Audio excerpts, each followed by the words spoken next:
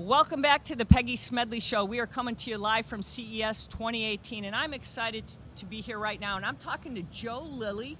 You are a IEEE lifetime member, whatever, forever. You've been doing it for a long time, right? Yeah, thank you, Peggy. I've been involved in IEEE since joining as a student back in the early 70s. So basically what you're saying is you know where everything is. You know all the secrets of IEEE.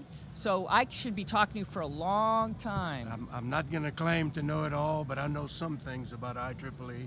So, but even more important, you know technology, you know all the good stuff that we can talk about. So yeah, my background is telecommunications. Spent 30 years working for Bell South, which is now part of AT&T, and going to these kinds of events, plus the real life. It's been a fun experience. So how long have you been coming to CES? This is my 5th year at CES. Now I will tell you, we had a show for telecom called Supercom, which was basically... you remember the Supercom shows. Supercom shows. So that was technology more for the telecom community, not for the user, the consumer community. So. And see, now I'm going to say this because most people don't know. Supercom got so big, I think they disbanded it because it got too big. And I'm going to say that's what's happened to CES. Well, I don't know. We're going to have to talk to There's a lot of politics there, too. I'm not getting into that either. You need to talk to the CTA folks about that. From an IEEE standpoint, we're glad to be here. We have a booth, plus we have a conference that starts today that allows participants to update us on more the research piece of the technology development part. So let's talk about that, because the research part of that is what's critical, because you talk about where is technology going to really be going. And we talk about artificial intelligence, you talk about drones, AR, VR, talk about big data, and how that's all going to impact, and how the research that really decides where we're going to go with all of this. And that's really critical, because research really determines where we're going with all this stuff.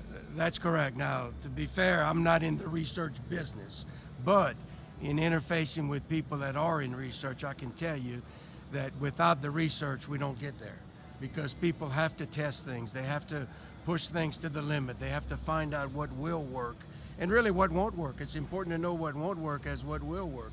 And that's what research is all about, is testing new ideas and seeing what we can turn into reality.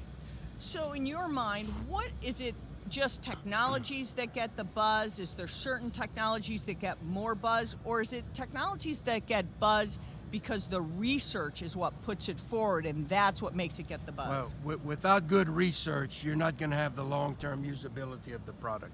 You may get a gadget that works today, but if they haven't done their research to know how that gadget fits in for the long haul, then it's not going to be a usable product.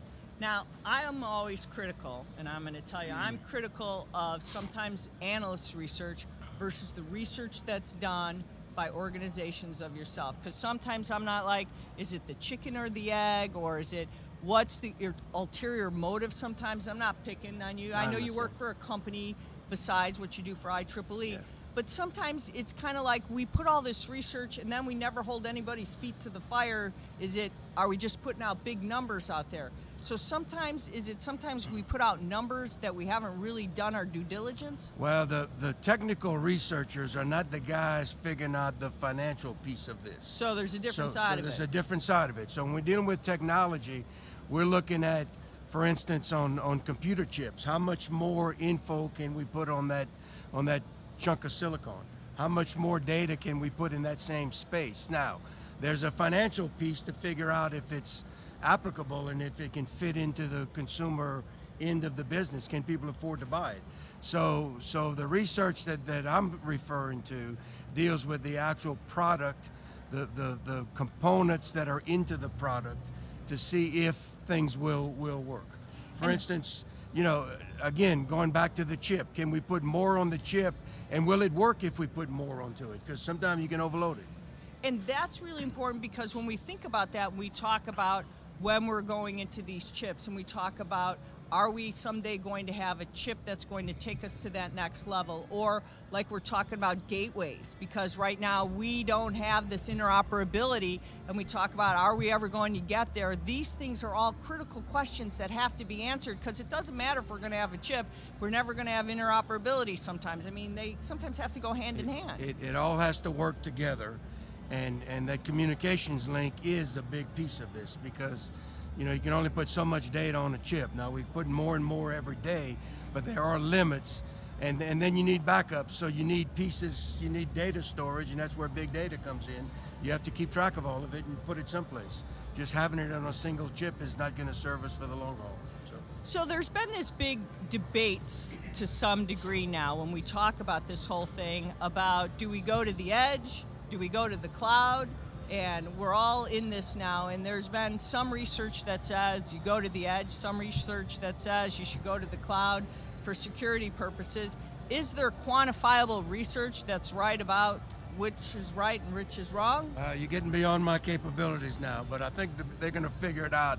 And the answer is probably a combination of the two.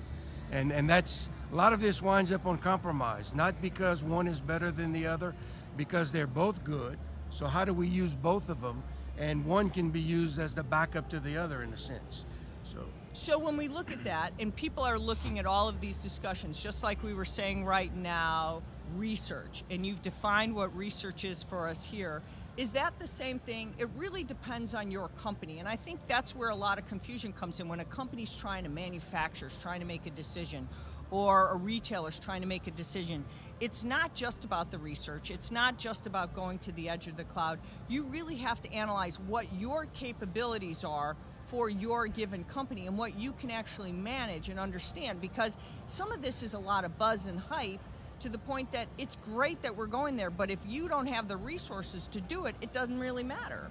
That's right. And companies have to be clear that they can provide the back-end support. That's as important as selling the product up front, if not more important. You want to be there for the long haul, I would think. Companies are positioning themselves for the long haul, so their strategy needs to make sure that it includes all of those, answering those questions. You know, how do we support this 5 years from now, 10 years from now? Companies, you have to, there's an obligation when you deploy a product that you really need to figure out how to get out of that product if you decide to get out. Because you made a commitment to the consumers. People are dependent on it. You can't just turn something off. So that whole picture needs to be looked at when you're looking at the strategy of the various companies. Is there any technologies right now that you've seen on the floor right now, or that's extended from research, that you say is really going to leapfrog one over the other, and I've asked this to a lot of guests, or that you say right now is making a difference in our lives that hasn't in the past? Yeah, what I see, and I don't know who told you what in the past, but what I see is what amazes me the most is products for home usage, and the fact that they're coming together now. You know, in the past you had standalone products. You know, I can adjust my thermostat. Okay, that's neat, but what about everything else in the house? Now things are coming together, and that's what's encouraging to me now. Why are they coming together? You know, that's where IEEE comes in, because IEEE is developing a lot of standards, and those standards are what allow those devices to communicate with each other. We're all familiar with Wi-Fi. Our phones work, cell phones work, smartphones work because of Wi-Fi. Smart devices in part work because of Wi-Fi. That's an IEEE standard. IEEE invested in companies, invested time with companies in the past to develop standards that allow devices to communicate with each other, and now we see the expansion. It was just the computer, and then it was the smartphone. Now it's every device in your home. It's the refrigerator, the dishwasher, the thermostat on the air conditioner. All those pieces are communicating with something, and you have control of those without necessarily being at the device. Do you think we are going to have a fight in the home right now, because we've got Amazon, we've got Google, we've got Comcast, and we don't have a standard there. We've got, you know, as the home, and we've seen it.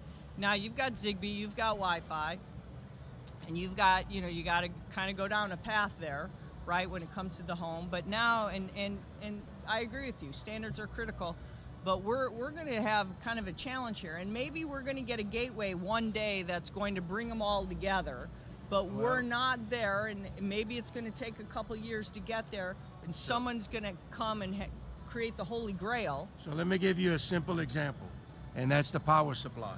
You think back now, just a few years ago, you had a power supply in the U.S. and a power supply in Europe, and they were not compatible. They were not compatible because of the way we use them, different voltages. So if you took your hair dryer, and I did it with mine, I used to need a hair dryer. Yeah. All that work, took it away. And brought it to Europe and burned it up because I plugged it in directly. So now what's happening is those companies have put the gateway in between, and it's really the battery.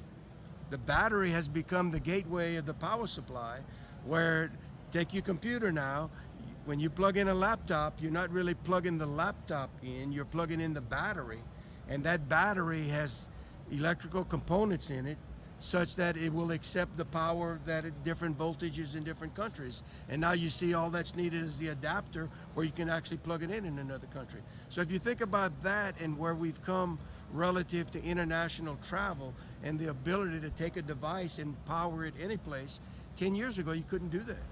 Today we can do it. So now what's going to happen on these devices, as something catches on, then there will be an interface to link that to other products that have caught on. The question is, will those companies want that? Well, they have to make a strategic decision. Can they sell more product by allowing that interoperability, or do they sell more product by not allowing it? It's a strategic decision they have to make. And they have to make that at some point to where they determine, are they going to take their internally developed protocols and make those available to other vendors to allow the interconnection? How long did it take us on the manufacturing side? It took us a very long time for Honeywell and Fisher Rosemont to play nice. Yeah. So are we at that same point right now with Amazon and Google before they decide to play nice? I mean, they are the king of the hills right now. I don't think we're there. Amazon is probably looking at putting shipping companies out of business, for instance. Amazon's looking at their own shipping now, right?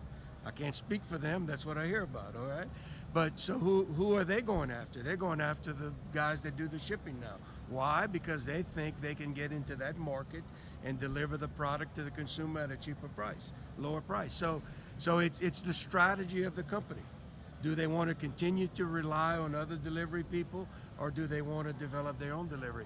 And it's the same thing in every piece of the business. And that's what these companies are talking about when they sit down for strategy at the board of directors. How do I make more money? That's what it boils down to. How do I operate, how do I manage this product to deliver more to the owners of the company? So that potential impact on the consumer really is, unless the consumers stand up and have an uprise, we don't, they're going to continue to go down their own path. Well, so there's a trade-off in there someplace. If I'm not satisfied with the way company A, the way their device is connecting to others, then I'm going to quit buying their device. I'll go buy the other ones that connect better. And again, I've got to determine my strategy as a consumer.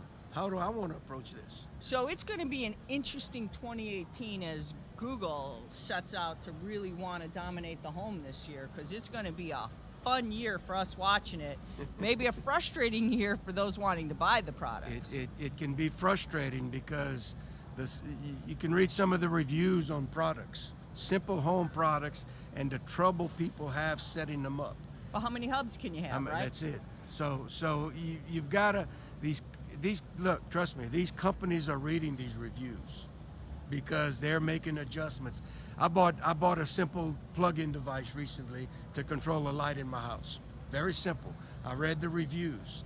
And the older you go back, the more critical the reviews are. You get to the more current stuff, the reviews are much better. Why? Because they fixed the problems that were identified in those older critical reviews. So So when we look at this right now, and we look at technology as a whole right now, are there things right now we're advancing? We're looking at what's happening, look at CAN bus in manufacturing. I mean, they all kind of standardized, right? And we've seen the car industries. Now we see what was a common standard protocol that happened there, and the car industry agreed on something. Now we see them moving. We see our traditional car companies saying they're mobility companies. We're changing the face of things. I wonder, and I said this on my radio show a couple segments ago, I wonder what Henry Ford would say if he saw Ford saying they're a mobility company.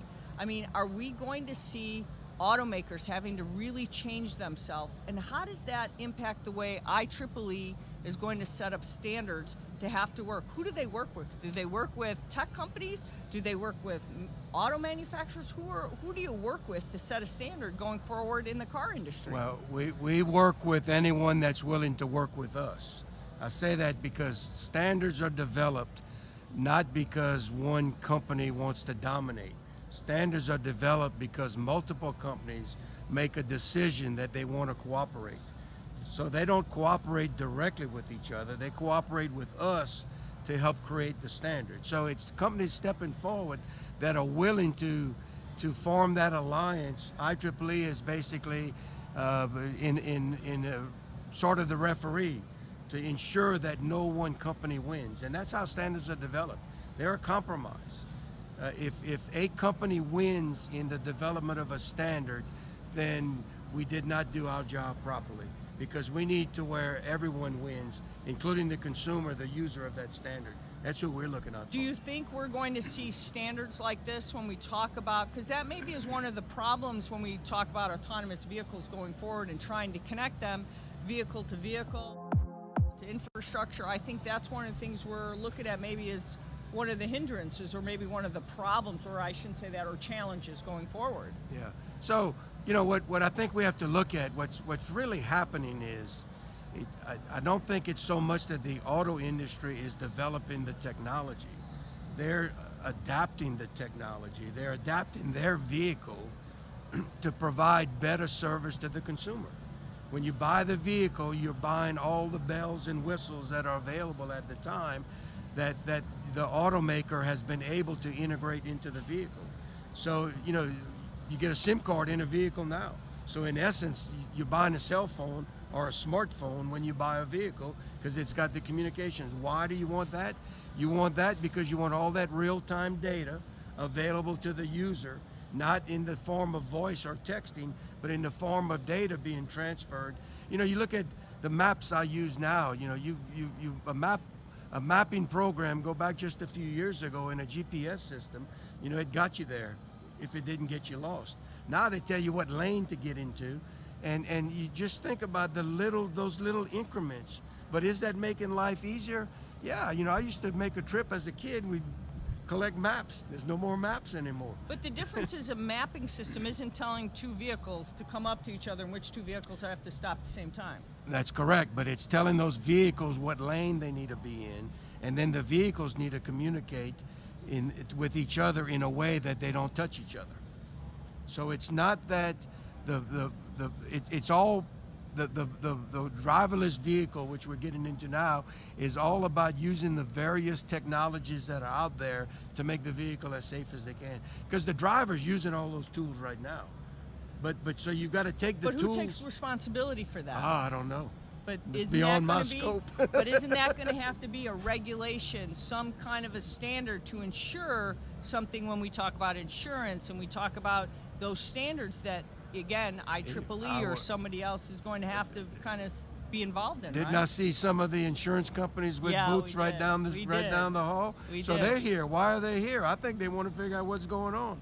And it's going to have to be something everyone's going to have to collaborate on, right? It's a piece of it. That's correct. Everyone needs to come together, because the answers are not simple. These are complex issues and the complex solutions, but they have to be solutions that are beneficial to the consumer, or the consumer won't buy it, and they have to be portable, or the consumer won't buy it. So are those some of those things that you guys as researchers look at, or is it things that you guys say, We're just looking at some of the trends and the things that are most important. Well, again, I'm not directly involved in that. Right. I'm kind of on the outside looking in. But I can tell you that the folks developing the driverless vehicles have to be looking at all those things. If they're not looking at all those things, then they're not going to be successful.